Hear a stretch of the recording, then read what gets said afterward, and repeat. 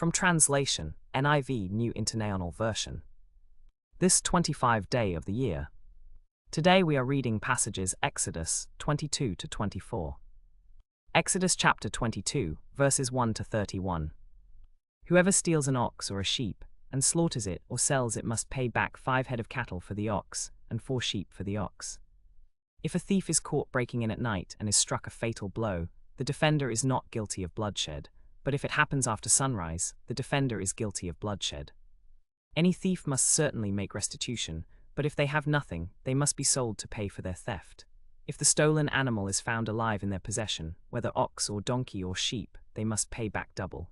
If anyone grazes their livestock in a field or vineyard, and lets them stray and they graze in someone else's field, they must make restitution from the best of their own field or vineyard. If a fire breaks out and spreads into thorn bushes, so that it burns grain standing in the field or the grain itself, if it is stacked or standing, the one who started the fire must make restitution. If anyone gives to their neighbor silver or goods for safekeeping, and they are stolen from the neighbor's house, the thief, if caught, must pay back double. But if the thief is not found, the owner of the house must appear before the judges to determine whether they have laid hands on the other person's property. In all cases of illegal possession of an ox, a donkey, a sheep, a garment, or any other lost article about which someone says, "This is mine," both parties are to bring their cases before the judges. The one whom the judges declare guilty must pay back double to the other. If anyone gives a donkey, an ox, a sheep or any other animal to their neighbor for safekeeping and it dies, or is injured, or is taken away while no one is looking, the issue between them will be settled by the taking of an oath before the Lord that the neighbor did not lay hands on the other person's property. The owner is to accept this, and no restitution is required. But if the animal was stolen from the neighbor, restitution must be made to the owner. If it was torn to pieces by a wild animal, the neighbor shall bring in the remains as evidence, and shall not be required to pay for the torn animal. If anyone borrows an animal from their neighbor, and it is injured or dies while the owner is not present, they must make restitution. But if the owner is present, the borrower will not have to pay. If the animal was hired, the money paid for the hire covers the loss. If a man seduces a virgin who is not pledged to be married and sleeps with her, he must pay the bride price, and she shall be his wife. If her father absolutely refuses to give her to him, he must still pay the bride price for virgins. Do not allow a sorceress to live. Anyone who has sexual relations with an animal is to be put to death. Whoever sacrifices to any god other than the Lord must be destroyed. Do not mistreat or oppress a foreigner, for you were foreigners in Egypt. Do not take advantage of the widow or the fatherless. If you do and they cry out to me, I will certainly hear their cry. My anger will be aroused, and I will kill you with the sword. Your wives will become widows and your children fatherless. If you lend money to one of my people among you who is needy, do not be like a moneylender. Charge no interest. If you take your neighbor's cloak as a pledge, return it by sunset, because that cloak is the only covering your neighbor has. What else will they sleep in? When they cry out to me, I will hear, for I am compassionate. Do not curse God or put a curse on a ruler of your people. Do not hold back offerings from your granaries or your vats. You must give me the firstborn of your sons. Do not hold back offerings from your granaries or your vats. You must give me the firstborn of your sons. Do not eat meat from an animal torn by wild beasts. Throw it to the dogs. Be my holy people. Do not eat meat torn by wild beasts. Throw it to the dogs. Exodus chapter 23, verses 1 to 33. Do not spread false reports. Do not help a guilty person by being a malicious witness. Do not follow the crowd in doing wrong. When you give testimony in a lawsuit, do not pervert justice by siding with the crowd, and do not show favoritism to a poor person in a lawsuit. If you come across your enemy's ox or donkey wandering off, be sure to return it. If you see the donkey of someone who hates you fallen down under its load, do not leave it there, be sure you help them with it. Do not deny justice to your poor people in their lawsuits. Have nothing to do with a false charge, and do not put an innocent or honest person to death, for I will not acquit the guilty. Do not accept a bribe, for a bribe blinds the clear-sighted and twists the words of the innocent. Do not oppress a foreigner. You yourselves know how it feels to be foreigners, because you were foreigners in Egypt. For 6 years you are to sow your fields and harvest the crops, but during the 7th year let the land lie unplowed and unused. Then the poor of your people may get food from it, and the wild animals may eat what is left. Do the same with your vineyard and your olive grove. 6 days do your work, but on the 7th day do not work, so that your ox and your donkey may rest, and the slave born in your household, and the foreigner, as well as your livestock and the alien living among you may be refreshed. Be careful to do everything I have said to you. Do not invoke the names of other gods. Do not let them be heard on your lips. 3 times a year you are to celebrate a festival to me. celebrate the festival of unleavened bread. For 7 days eat bread made without yeast, as I commanded you.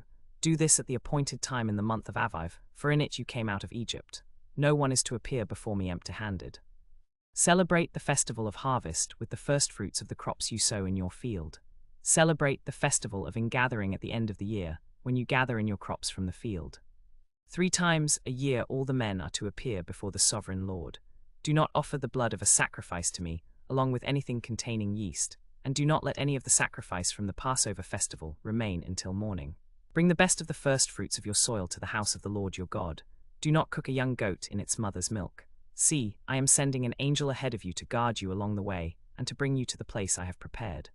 Worship because of his presence, and be on your guard against him, and obey his voice. Do not rebel against him, for he will not forgive your rebellion, because my name is in him. If you listen carefully to what he says and do all that I say, I will be an enemy to your enemies and will oppose those who oppose you.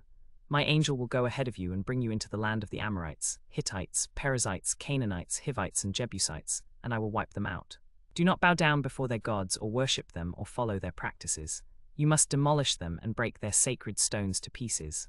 Worship the Lord your God, and his blessing will be on your food and water. I will take away sickness from among you, and none will miscarry or be barren in your land. I will give you a full lifespan. I will send my terror ahead of you and throw into confusion every nation you encounter. I will make all your enemies turn their backs and run. I will send the hornet ahead of you to drive the Hivites, Canaanites, and Hittites out of your way. But I will not drive them out in a single year, because the land would become desolate and the wild animals too numerous for you. Little by little I will drive them out before you, until you have increased enough to take possession of the land. I will establish your borders from the Red Sea to the Mediterranean Sea, and from the desert to the Euphrates River. I will hand over to you the people who live in the land, and you will drive them out before you. Do not make a covenant with them or with their gods. Do not let them live in your land, or they will cause you to sin against me, because the worship of their gods will certainly be a snare to you. Exodus chapter 24, verses 1 to 18. Then the Lord said to Moses, Come up to the Lord, you and Aaron, Nadab and Abihu, and 70 of the elders of Israel. You are to worship at a distance, but Moses alone is to approach the Lord. The others must not come near, and the people may not come up with him. When Moses went and told the people all the Lord's words and laws, they responded with one voice, Everything the Lord has said we will do. Moses then wrote down everything the Lord had said.